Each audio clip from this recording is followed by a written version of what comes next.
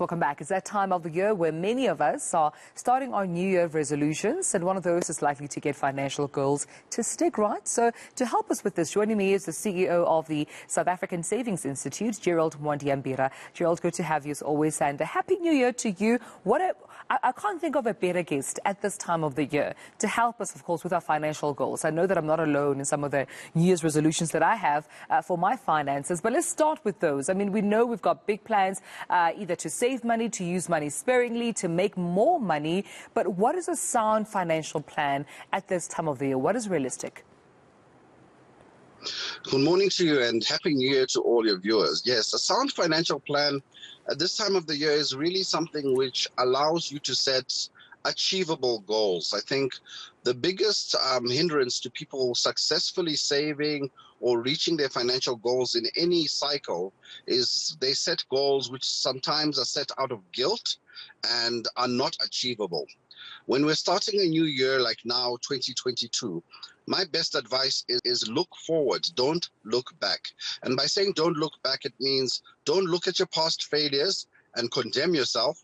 But equally so, don't look at your past successes and believe that it will be equally easy to replicate those successes. So the first piece of advice is really set measurable goals and really set goals which are small but allow you to get into that habit of saving again.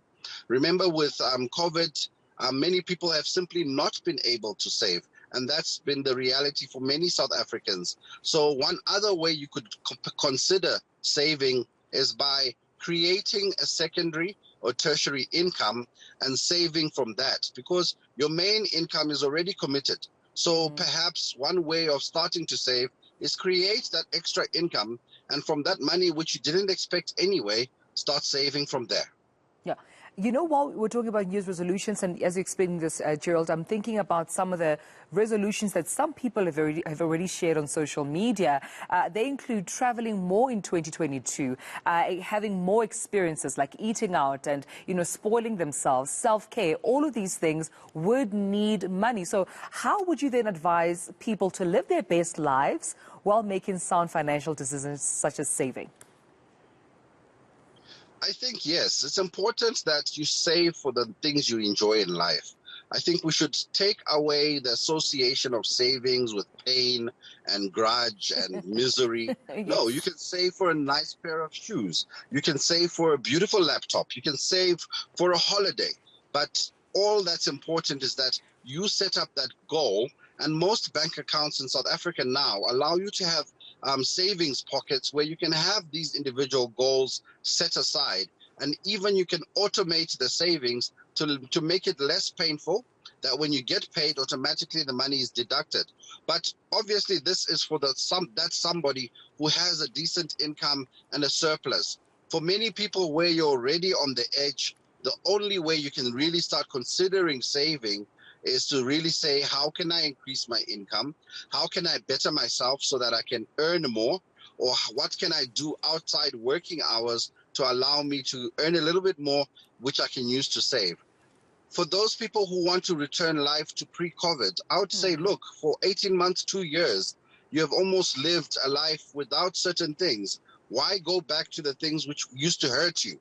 Perhaps you need to accept a new normal and perhaps live a more frugal type of existence. Yeah.